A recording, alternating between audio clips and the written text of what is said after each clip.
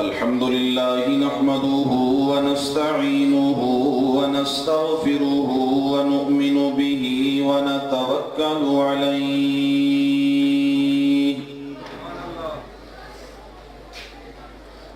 ونعوذ بالله من شرور أنفسنا ومن سيئات أعمالنا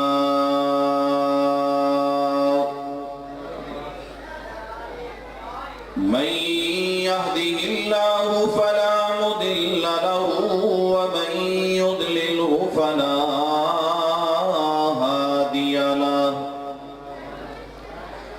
ونشهد أن لا إله إلا الله وحده لا شريك له ونشهد أن سيدنا وسندنا وحبيبنا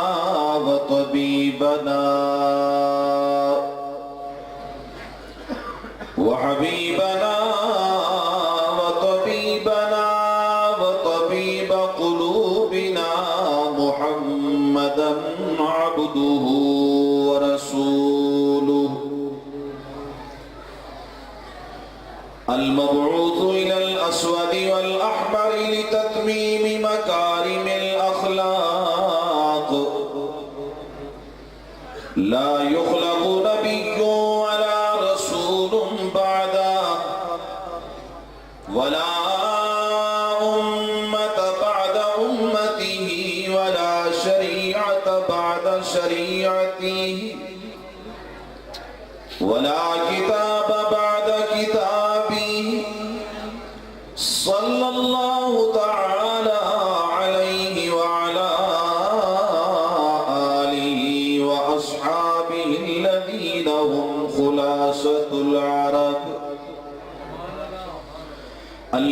هم خلاصة العرب العرباء وخير الخلائق بعد الأنبياء وهم كالنجوم في السماء للاهتداء والاقتداء وهم مفاتيح الرحمة ومصابيح الغرر ونشهد أن أمير المؤمنين وإمام المتقين وقاتل المشركين والمرتدين أبا بكر الصديق ولي الله ووصي رسول الله وخليفته بلا فصل أما بعد فأعوذ بالله من الشيطان الرجيم بسم الله الرحمن الرحيم ولكن الله حبب إليكم الإيمان وزينه في قلوبكم وكره إليكم الكفر والفسوق والعصيان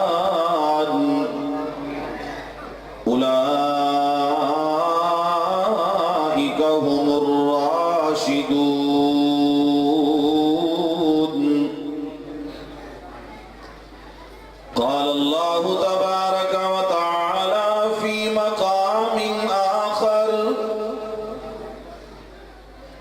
أولئك الذين امتحن الله قلوبهم للتقوى لهم مغفرة وأجر عظيم وقال النبي صلى الله عليه وسلم الله الله في أصحابي لا تتخذوهم من بعدي غرضا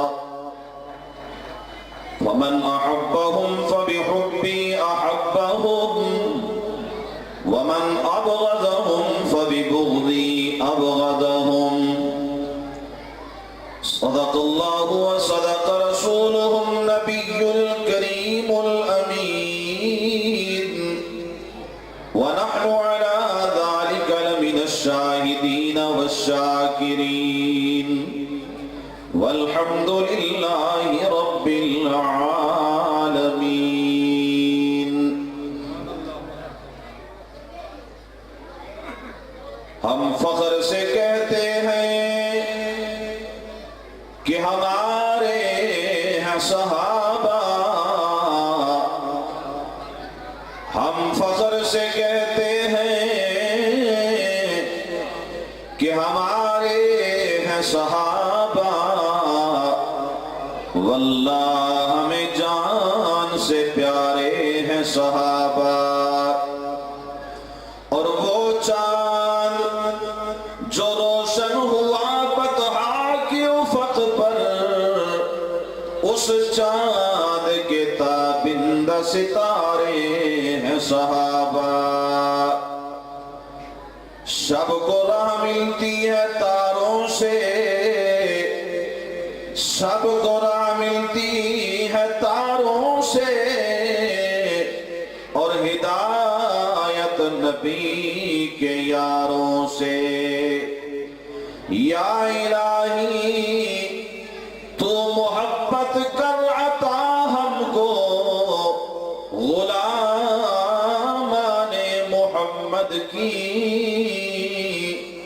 یا الہی تو محبت کر عطا ہم کو، غلامان محمد کی. نرالی شان دیکھی ہے فدایان محمد کی. یا رب صلی وسلم دائما ابدا علی حبیبک خیر الخلق کلہم. هو الحبیب الذی ترجى شفاعته لكل هول من الاهوال مقتحم.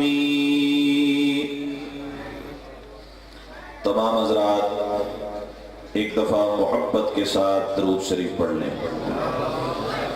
اللہم صلی علی محمد وعلی آل محمد کما صلیت علی ابراہیم وعلی آل ابراہیم انک حمید مجید.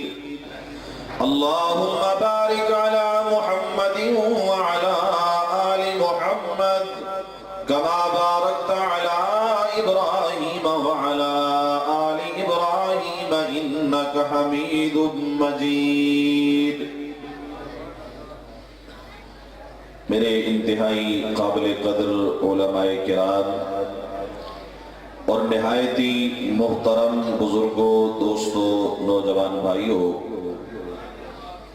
اللہ تبارک و تعالی مالک کائنات، خالق ارض و سما کا یہ عظیم احسان ہے جس پروردگار عالم نے آج پھر ایک مرتبہ اس عظیم الشان سنی کانفرنس میں مجھے اور آپ کو جمع کیا اور اپنے پیارے مقدس لا ریب دین کی بات سنانے اور سننے کی توفیق عطا فرمائی. مجھ سے قبل بھی علماء کرام کے بیانات آپ نے سماعت کیے اور میرے بعد بھی انشاءاللہ رات گئے تک ملک کے جید علماء کرام کے بیانات آپ سماعت کریں گے. اس سنی کانفرنس کا مقصد فقط یہی ہوتا ہے کہ اہل سنت والجماعت کے عقائد اور نظریات کا تحفظ ہم سب کے ذمہ ہے. اسی بنیاد پر آنے والے تمام حضرات کو اہل سنت والجماعت کے عقائد اور نظریات سے آگاہ کیا جائے تاکہ روز محشر ہم سب سرکار دو عالم صلی اللہ علیہ وسلم کی شفاعت کے بھی مستحق بن سکیں اور سرکار دو عالم صلی اللہ علیہ وسلم کی مقدس جماعت جسے جماعت صحابہ کرام کہا جاتا ہے اس مقدس جماعت کے قدموں میں ہم سب کا حشر ہو جائے. تو میرے ذمہ جو موضوع لگایا گیا وہ ہے عظمت صحابہ اور عظمت اہل بیت. الحمدللہ ہم اہل سنت والجماعت ہیں. جہاں حضور اکرم صلی اللہ علیہ وسلم کی محبت ہمارا ایمان ہے وہیں پر صحابہ کرام اور اہل بیت کی محبت بھی ہمارا ایمان ہے. ہمارا یہ عقیدہ اور نظریہ ہے کہ کہ جب تک حضور اکرم صلی اللہ علیہ وسلم کی تابعداری نہیں آئے گی اس وقت تک اللہ کا قرب ہمیں میسر نہیں ہو سکتا، اور حضور اکرم صلی اللہ علیہ وسلم کی تابعداری کے لیے ہمیں کسی اور دروازے پر نہیں بلکہ حضور کی تابعداری کو سیکھنے کے لیے ہمیں صحابہ کرام کا دروازہ کھٹکانا پڑے گا۔ صحابہ اور اہل بیت کے دروازے پر جب ہم آئیں گے تو ہمیں وہاں سے معلوم ہوگا کہ حضور کی تابعداری کسے کہا جاتا ہے، اور جب ہم صحابہ اور اہل بیت سے حضور کی تابعداری کا سبق سیکھ کر پیغمبر اسلام آقا نامدار حضرت محمد مصطفیٰ صلی اللہ علیہ وسلم کے تابعدار بنیں گے تو میرا نظریہ ہے، میرا ایمان ہے، جب ہم حضور کی تابعداری کرتے ہوئے دنیا چھوڑ کے جائیں گے تو روز محشر حضور کی شفاعت بھی نصیب ہوگی اور صحابہ کے قدموں میں ہمارا حشر بھی ہوگا۔ میرے قابل احترام بزرگوں اور دوستو، صحابہ کرام علیہم الرضوان وہ مقدس شخصیات ہیں جن کی عظمت کو دنیا کے کسی انسان نے نہیں بلکہ خود رب العالمین نے اپنے محبوب کے جانثاروں کی عظمت کو بیان فرمایا ہے۔ اس لیے میں کہا کرتا ہوں صحابہ اکرام تاریخی شخصیات نہیں ہیں بلکہ صحابہ کو اللہ نے قرآنی شخصیات بنایا ہے۔ صحابہ اکرام کی شان، صحابہ کی عظمت اور صحابہ کے مقام کو اگر سمجھنا ہو تو تاریخ کے آئینے میں جھانک کر نہیں بلکہ صحابہ کی عظمت کو سمجھنے کے لیے ہمیں اللہ کے قرآن سے وابستہ ہونا پڑے گا، قرآن کے اوراق کو دیکھنا پڑے گا کہ قرآن کریم میں اللہ نے اپنے محبوب کے صحابہ کی کیا عظمت بیان فرمائی ہے۔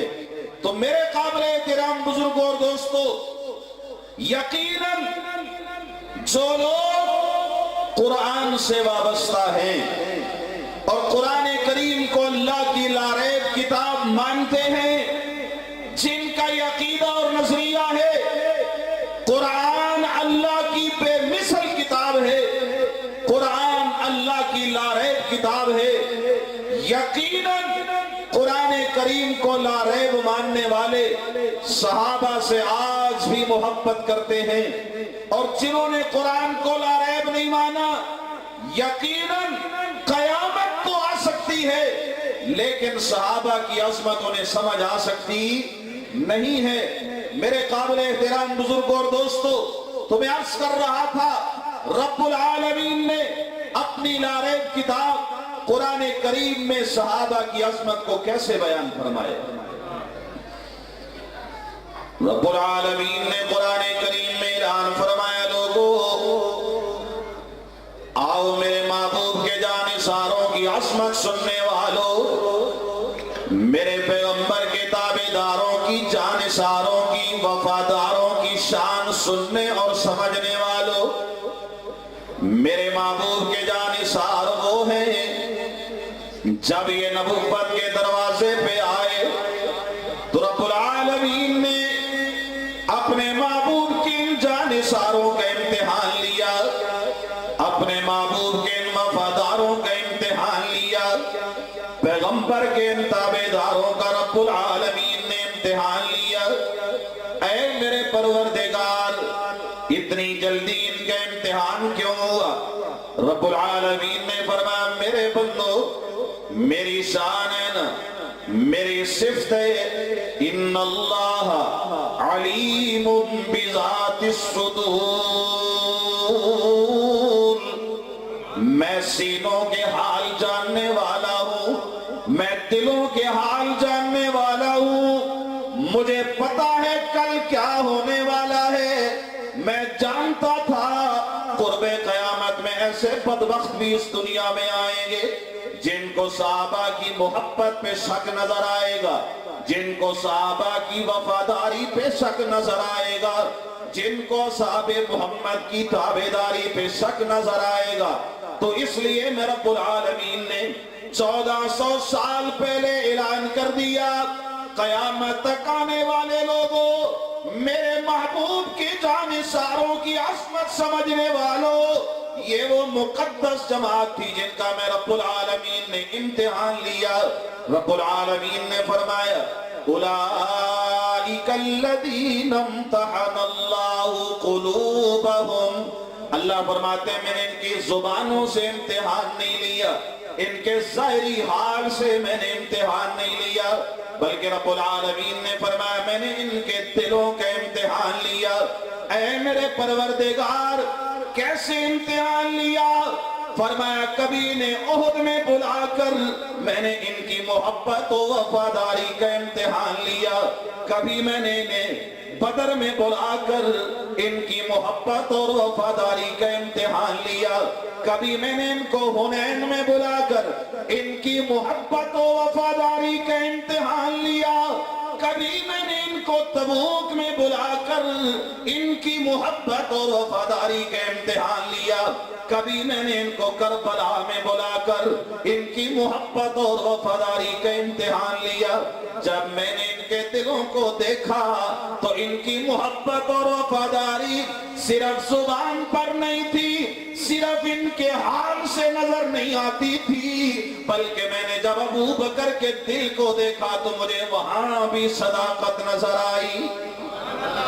اللہ فرماتے ہیں میں نے دلوں کو دیکھا، صرف ظاہری حال کو نہیں دیکھا کہ ظاہراً یہ کتنی محبت کرتے ہیں۔ اللہ نے فرمایا میں بتانا چاہتا تھا اعتراض کرنے والوں، یہ شخصیات اعتراض کرنے کے قابل نہیں ہیں، میں اللہ ان کے دل کو دیکھ چکا ہوں۔ فرمایا میں نے ابو بکر کے دل کو دیکھا، مجھے وہاں بھی صداقت نظر آئی، میں نے عمر کے دل کو دیکھا، مجھے وہاں بھی عدالت نظر آئی، میں نے عثمان کے دل کو دیکھا، مجھے وہاں بھی حیا نظر آئی، میں نے علی کے دل کو دیکھا، مجھے وہاں بھی شجاعت نظر آئی۔ جب میں نے ان کے دلوں کو پرکھا، ان کے دلوں کا امتحان لیا، مجھے صداقتیں ہی صداقتیں نظر آئیں، مجھے وفاداریاں ہی وفاداریاں نظر آئیں، تو رب کائنات فرماتے ہیں پھر میں نے اعلان کیا او دنیا والو، ان کی عظمت کو دیکھنا چاہتے ہو تو میں رب العالمین ان کے لیے اعلان کرتا ہوں لہم مغفرۃ واجر عظیم،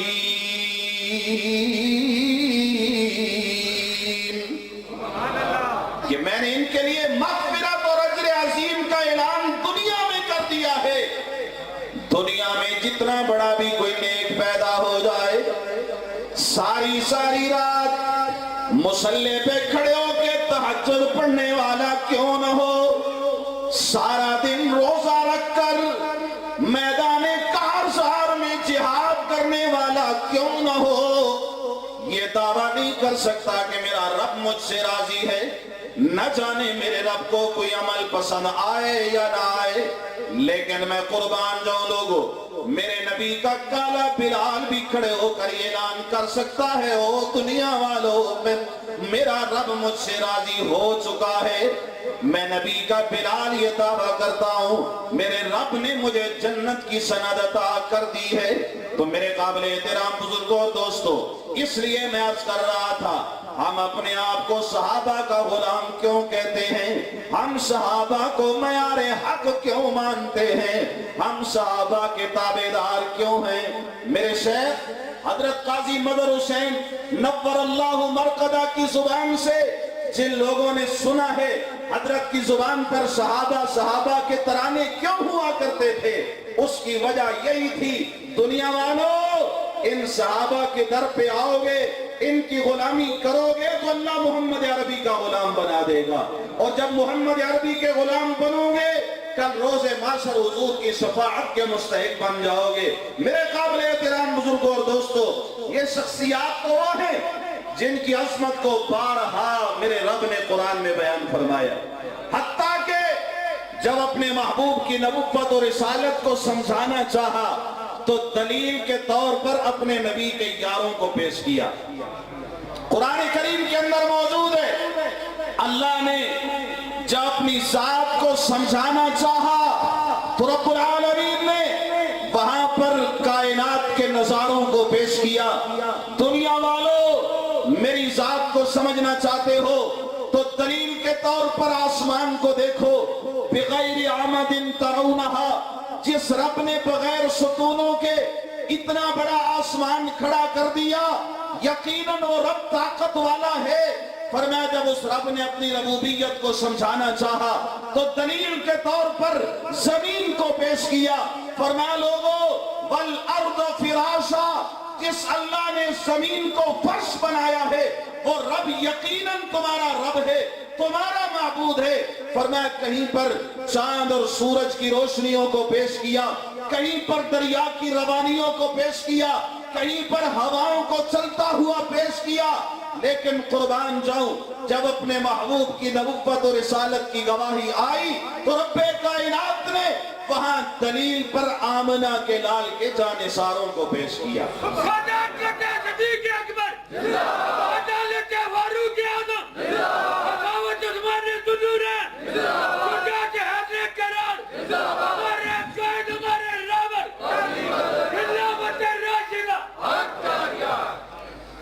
قرآن کریم کے اندر رب العالمین نے فرمایا محمد الرسول اللہ۔ دنیا والوں، میں نے جناب محمد عربی کو اپنا رسول بنا کر دنیا میں بھیجا ہے۔ جناب محمد عربی میرے نبی اور رسول ہیں۔ اے الہ العالمین، کیسے سمجھ میں آئے گا کہ جناب محمد عربی تیرے نبی اور رسول ہیں؟ فرمایا اگر میرے محبوب کی نبوت کو سمجھنا چاہتے ہو، میرے محبوب کی نبوت اور رسالت کی صداقتیں چاہتے ہو، آؤ میرے محبوب کے جانثاروں کو دیکھو۔ فرمایا والذین معہ اشداء علی الکفار رحماء بینہم تراہم رکعا سجدا۔ رب کائنات نے فرمایا اے دنیا والو، اگر میرے محبوب کی نبوت و رسالت کو سمجھنا چاہتے ہو، شیخ عبد القادر جیلانی محبوب سبحانی رحمت اللہ علیہ نے بڑی عجیب بات لکھی ہے۔ فرمایا رب العالمین نے یہ جو فرمایا والذین معہ، تو رب کائنات فرماتے ہیں دنیا والوں، میرے نبی کے ابو بکر کو دیکھ لو، میرے نبی کی نبوت و رسالت سمجھ میں آئے گی کہ جس نبی کا ابو بکر اتنا سچا ہے وہ نبی کتنا سچا ہوگا۔ فرمایا میرے نبی کے ابو بکر کو دیکھ لو، فرمایا شداء علی الکفار، میرے نبی کے عمر کو دیکھ لو، جب میرے نبی کا عمر اس قدر اپنے رب کی ربوبیت پہ یقین کرنے والا، اس قدر اپنی جان کو بھی دین اسلام کے لیے فدا کرنے والا ہے، تو فرمایا اس نبی کو جس نے عمر کو فرمایا کلمہ پڑھا کر اتنا بلند کیا، فرمایا وہ نبی کتنی عظمتوں والا ہوگا۔ فرمایا اگر میرے محبوب کے عثمان کو دیکھو گے، رحماء بینہم، جو صحابہ کے ساتھ اتنی نرمی کرنے والا، اتنے رحم و کرم کا معاملہ کرنے والا کہ سارے کا سارا مال بھی اپنے محبوب کے جانثاروں پہ لٹانے کے لیے تیار کھڑا ہے۔ فرمایا جب وہ نبی کا عثمان اتنا سخی ہے، وہ نبی کا عثمان ایسا ہے کہ اللہ نے اتنی خوبیاں اس میں رکھ دی ہیں، تو وہ نبی کتنی عظمتوں کا مالک ہوگا۔ فرمایا پھر میرے نبی کے علی کو دیکھ لو، تراہم رکعا سجدا، جو ہر وقت رکوع میں جا کر سجدوں میں جا کر اپنے رب کو منانے کی فکر کرتا ہے۔ فرمایا جس علی میں رب العالمین نے اتنی خوبیاں رکھی ہیں، اس علی کا نبی کتنی خوبیوں کا مالک ہوگا۔ تو اس لیے رب کائنات نے فرمایا اے دنیا والو، میرے نبی کی نبوت اور رسالت کو سمجھنے کے لیے میرے نبی کے یاروں کو دیکھ لو، میرے نبی کے وفاداروں کو دیکھ لو۔ جب اللہ نے انہیں اتنی صفات سے نوازا ہے تو یقیناً میرا نبی کتنی صفات کا مالک ہوگا۔ میرے قابل احترام بزرگوں اور دوستو، یہ نبی کے صحابہ، یہ نبی کے جانثار، یہ میرے پیغمبر کے وفادار و تابعدار جب حضور کے دروازے پہ آئے، انہوں نے نبوت کا دامن تھاما، رب العالمین نے ان کو ایسا ایمان دیا، ایسا عقیدہ اور نظریہ دیا، انہوں نے اپنا ایمان بنا لیا۔ ہماری آنکھیں خطا کر سکتی ہیں، پیغمبر کی زبان کبھی خطا نہیں کر سکتی، ہمارے کان غلط سن سکتے ہیں، پیغمبر کی زبان کبھی غلط نہیں بول سکتی۔ جب ایسا عقیدہ، ایمان اور نظریہ بنایا تو رب کائنات فرماتے ہیں میں نے انہیں اتنا ممتاز کیا، اتنا بلند کیا، اتنی عظمتیں عطا کی کہ میرے نبی کے ان جانثاروں کی باتیں ہواؤں نے بھی مانی، ان جانثاروں کی باتیں زمین نے بھی مانی، ان جانثاروں کی باتیں سمندروں اور دریاؤں کے پانیوں نے بھی مانی، ان وفاداروں کی باتیں جنگل میں لگی ہوئی آگ نے بھی مانی۔ فرمایا دریائے دجلہ کے اوپر صحابہ اکرام علیہم الرضوان کا ایک لشکر جا رہا ہے، حضرت سعد رضی اللہ تعالیٰ عنہ اس لشکر کو لے کر جا رہے ہیں، پیغمبر کے وفاداروں کا لشکر جا رہا ہے۔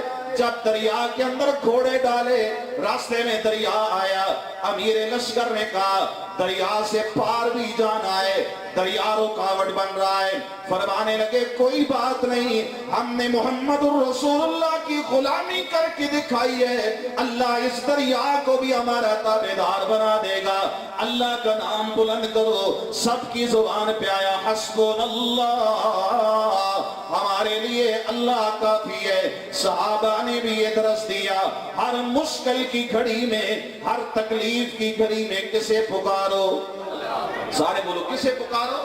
میرے شیخ حضرت قاضی صاحب نے ہمیں جو مشن دیا ہے، پرچم کے اوپر سب سے پہلی بات یہی ہے کہ صحابہ کے وفاداروں، ہر مشکل کی گھڑی میں تمہاری زبان پہ بھی یہی جملہ آنا چاہیے، یا اللہ مدد۔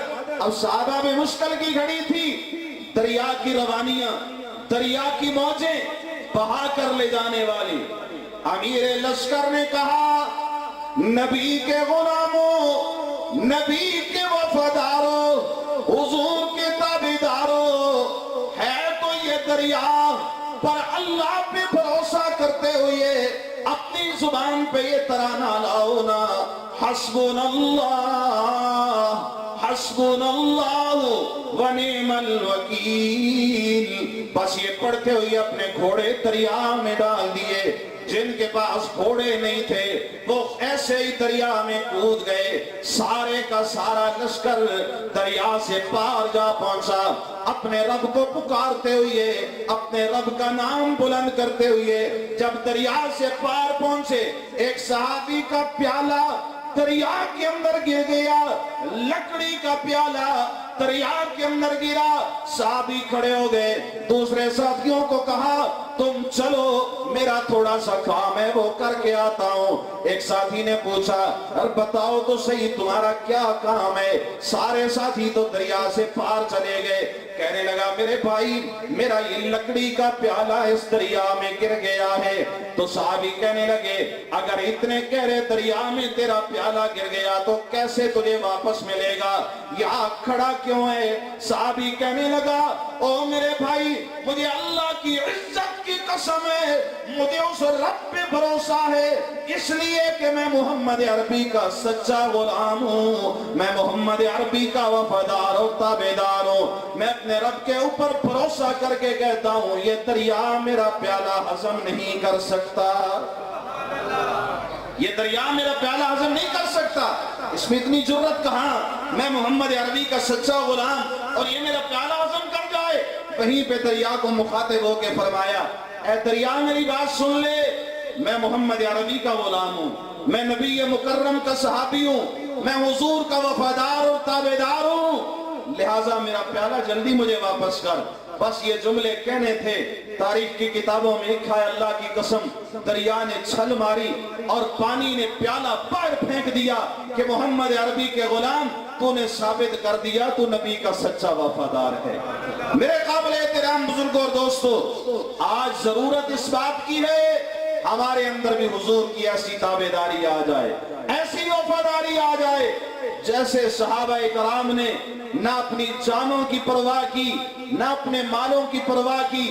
مجھے ایک واقعہ یاد آیا، ایک صحابی حضور کی خدمت میں حاضر ہوئے، بڑے غریب قسم کے صحابی تھے، حضور کی خدمت میں آئے، آ کر عرض کرنے لگے یا رسول اللہ صلی اللہ علیہ وسلم، میرا جو پڑوسی ہے اس کے گھر میں کھجوروں کا ایک پودا لگا ہوا ہے اور جب اس پودے کے ساتھ کھجوریں لگتی ہیں وہ کبھی کبھار میرے گھر میں گر جائیں تو میرے بچے اگر اٹھا کر انہیں کھا لیں تو میرا جو پڑوسی ہے بھاگ کے آتا ہے، آ کر میرے بچوں کا گلا بھی دبا دیتا ہے اور الٹی کروا کر بھی ان سے نکلوا لیتا ہے کہ میری کھجوریں تم کھاؤ گے۔ اللہ کے رسول نے فرمایا وہ ہے کون؟ صحابی کہنے لگے یا رسول اللہ اپنے آپ کو کہتا تو مومن ہے کہ میں بھی مومن ہوں لیکن لگتا نہیں ہے۔ میرے آقا امام الانبیاء صلی اللہ علیہ وسلم نے فرمایا اسے بلاؤ میرے دربار میں۔ جب حضور کی خدمت میں دونوں آ گئے، اللہ کے محبوب نے اس سے پوچھا تو کلمہ پڑھتا ہے؟ کہنے لگا جی یا رسول اللہ میں کلمہ پڑھتا ہوں۔ ظاہراً کلمہ بھی پڑھتا تھا، اپنے آپ کو مومن بھی کہتا تھا، لیکن دل میں ایمان موجود نہیں تھا۔ اس لیے تو رب کائنات نے جب صحابہ کے ایمان کی گواہیاں دی تو رب کائنات نے فرمایا میں نے ان کے دلوں کو دیکھا، ان کا کلمہ صرف زبان پر نہیں تھا بلکہ دل میں بھی تھا۔ تب رب العالمین نے انہیں انعام و اکرام سے نوازا۔ تو اللہ کے محبوب نے پوچھا کلمہ پڑھتا ہے؟ کہنے لگا جی یا رسول اللہ میں کلمہ پڑھتا ہوں۔ میرے آقا نے فرمایا کلمہ پڑھنے والا تو اتنا سخت دل نہیں ہو سکتا، اتنا ظالم نہیں ہو سکتا، اگر اس کے گھر میں چند کھجوریں گر جائیں بچے اٹھا کے کھا لیں تو ان کا گلا بھی دبا لیتا ہے، ان کے گلے سے بھی نکال لیتا ہے۔ کہنے لگا اللہ کے رسول میرا مال ہے، میں جیسے کروں مجھے اختیار ہے۔ میرے آقا نے فرمایا اس میں تو کوئی شک نہیں کہ تیرا مال ہے، لیکن مومن تو نرم دل ہوا کرتا ہے، اتنا سنگ دل نہیں ہوتا۔ اللہ کے رسول نے فرمایا اگر میں تجھے یہ ضمانت دوں کہ یہ پودا تو کسی غریب کو دے دے، یہی غریب جس کے بچے کھجوریں کھا لیتے ہیں چونکہ اس کے پاس پودے نہیں ہیں، اگر تو اپنا یہ پودا اس غریب کو دے دے تو میں محمد عربی تجھے جنت کی ضمانت دیتا ہوں۔ کل اللہ کی عدالت میں ایسا ہی کھجوروں کا پودا تجھے جنت میں لے کر دوں گا۔ جب اللہ کے رسول نے یہ بات فرمائی منافق تھا، کہنے لگا یا رسول اللہ بات تو آپ کی ٹھیک ہے لیکن جنت تو آئے گی بعد میں، فی الحال تو دنیا میں ہوں، یہاں میں اپنا پودا کیسے اسے دے دوں؟ آپ نے فرمایا میں جنت کی ضمانت دیتا ہوں۔ کہنے لگا یا رسول اللہ میں نہیں دیتا۔ ایک صحابی جو حضور کے سچے غلام تھے، سچے وفادار اور تابعدار تھے، وہیں بارگاہ رسالت میں کھڑے ہوئے عرض کرنے لگے اللہ کے محبوب یہ سودا میرے ساتھ بھی ہو سکتا ہے؟ حضور نے فرمایا کیوں نہیں، میرے صحابی جب اس غریب کے بچوں کا پیٹ بھرے گا یہ خوش ہو کر فرش پہ دعا دیں گے، تیرا رب عرشوں سے جنت کے فیصلے تیرے حق میں کر دے گا۔ صحابی کہنے لگے اللہ کے رسول میں اس کے ساتھ سودا کرتا ہوں۔ میرے آقا نے فرمایا جاؤ سودا کرو۔ کیسے کرو گے؟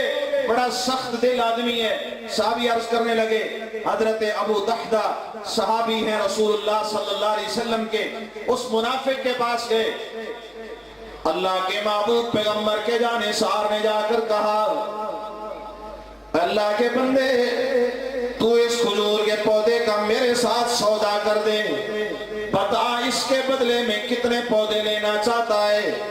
تو 5 لیتا ہے 10 لیتا ہے، میں دینے کے لیے تیار ہوں۔ منافق کہنے لگا اے ابو دحدہ اگر اگر تجھے اتنا شوق ہے تو پھر میری ڈیمانڈ پوری کر۔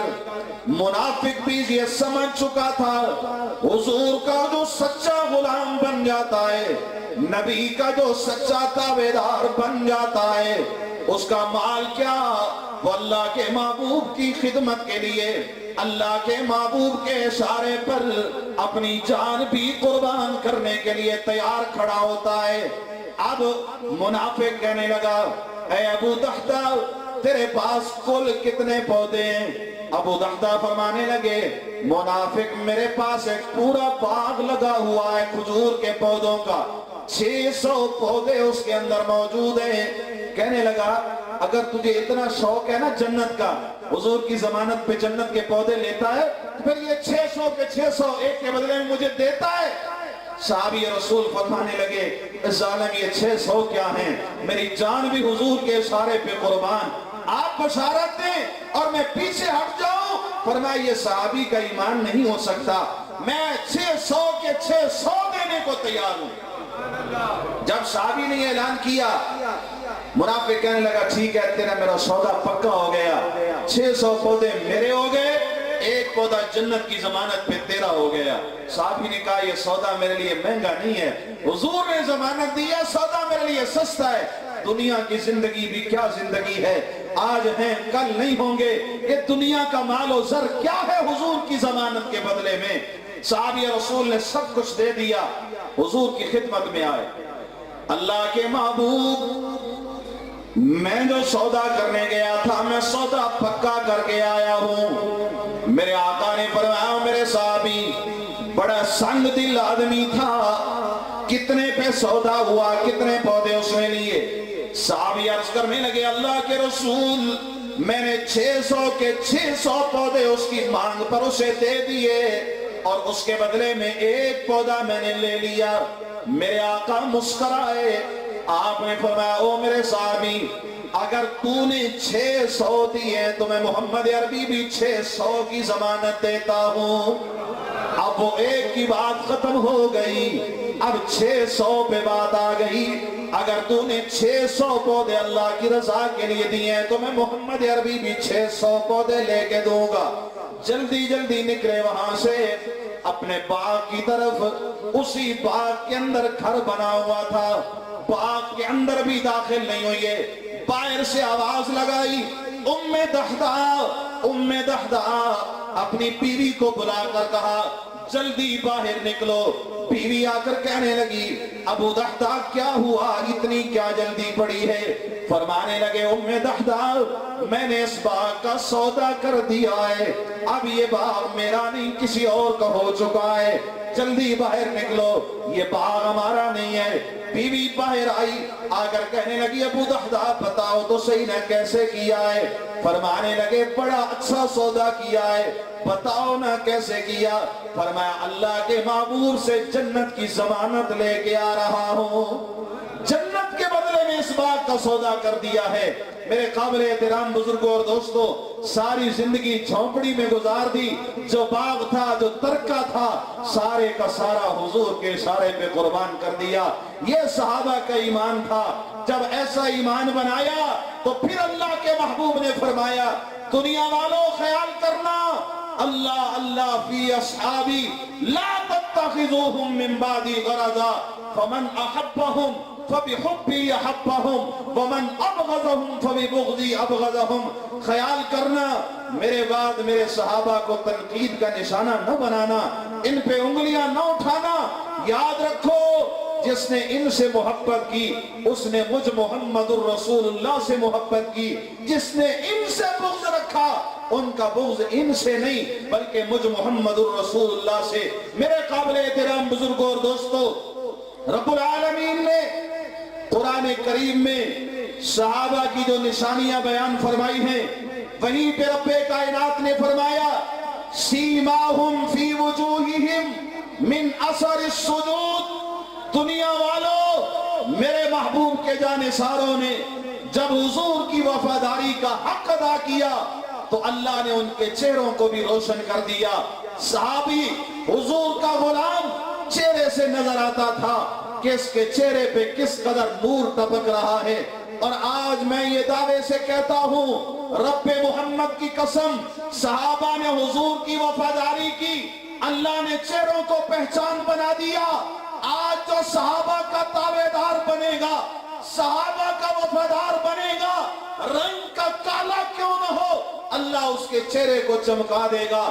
اور جس سینے میں بغض صحابہ ہوگا، صحابی سے بغض رکھنے والے کا چہرہ گورا کیوں نہ ہو، پر لعنت والا دور سے نظر آئے گا۔ اس لیے میں یہ کہنا چاہتا ہوں، لے شوق سے نام صحابہ کا، کر چرچا عام صحابہ کا، گر تجھے طلب ہے جنت کی تو پلہ تھام صحابہ کا۔ میرا موضوع تو ابھی ابتدائی مراحل میں تھا، لیکن گھنٹی بج چکی کہ وقت ختم ہو گیا۔ علماء چونکہ کثیر تعداد میں ہے، انشاءاللہ آئندہ اگر زندگی رہی تو عظمت اہل بیت پہ گفتگو کروں گا۔ پروردگار عالم مجھے آپ سب کو اپنے نبی کے صحابہ اور اہل بیت کا سچا وفادار اور غلام بنائے۔ وآخر دعوانا ان الحمدللہ۔